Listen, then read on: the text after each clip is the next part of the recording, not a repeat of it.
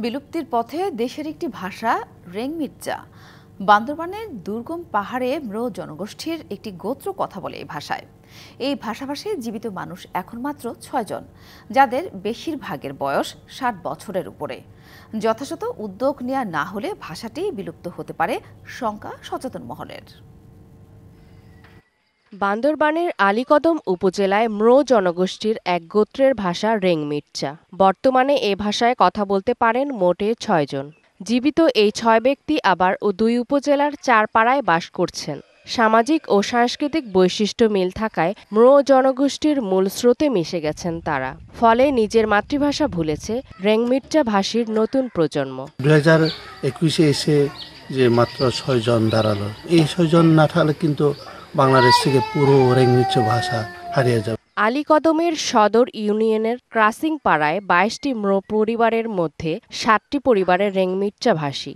তবে এ পাড়ার ৩ জন ছাড়া এ ভাষায় কেউ কথা বলতে জানে না। ভাষাটা বলে গেছে, পুরোপুরি জানে না। শিয়া বাটার ও ভিটামিন ই সমৃদ্ধ Lily glam beauty soap. Lily, always beautiful. রেংমির্চা ভাষীরা জানান, একসময় আলীকদমে থাকা অনেক রেংমির্চা পরিবার ম্রো জনগোষ্ঠীর মূল স্রোতে মিশে গিয়ে নিজের মাতৃভাষা ভুলে গেছে। একসময় পাড়ার সবাই রেংমির্চা পরিবার ছিল।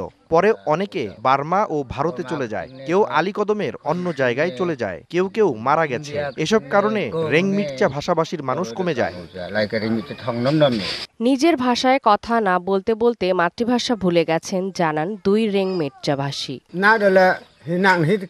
আগে ছোট ভাইরা থাকতে রেংমির্চা ভাষায় কথা বলতাম, এখন নিজের ভাষায় কথা বলার কেউ নেই। এই কারণে আমাদের ভাষা হারিয়ে যাচ্ছে। আমার ২ মেয়ে, ১ ছেলে রয়েছে। তারা কেউ রেংমির্চা ভাষা বলতে পারে না, এমনকি আমিও পুরোপুরি বলতে জানি না। নানা উদ্যোগে সংরক্ষণের ব্যবস্থা না নিলে বিলুপ্ত হতে পারে রেংমির্চা ভাষা। DBC news desk.